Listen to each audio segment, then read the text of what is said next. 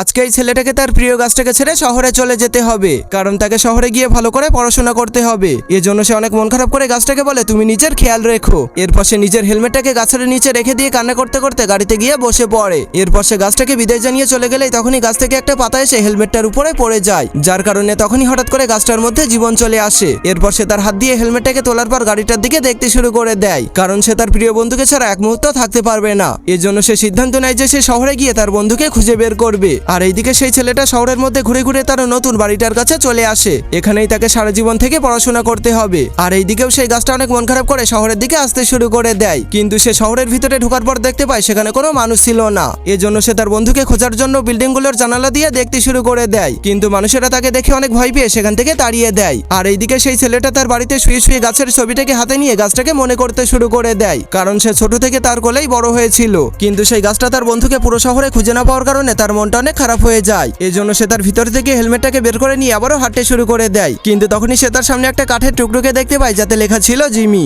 কিন্তু সেখানেও সে তার বন্ধুকে খুঁজে না পেয়ে সে অনেক হতাশ হয়ে পড়ে। এজন্য সে হেলমেটটাকে সেখানে রেখে দিয়ে আবারও গ্রামের দিকে ফিরে আসতে শুরু করে দেয়, কিন্তু সে জানতোই না যে তার বন্ধু সেখানে থাকা ছোট্ট ঘরের মধ্যে শুয়েছিল। তখন বাচ্চাটা বাইরে এসে তার হেলমেটটাকে সেখানে দেখার পর বুঝতে পারে তার গাছ বন্ধু তাকে খুঁজতে এসেছিল, কিন্তু গাছটা আবারও হেঁটে হেঁটে গ্রামে ফিরে আসার কারণে সে অনেক ক্লান্ত হয়ে গিয়েছিল। এজন্য সেই ছেলেটাও সেখানে ফিরে এসে তার প্রিয় বন্ধুকে দেখার পর অনেক খুশি হয়ে তাকে জড়িয়ে ধরে।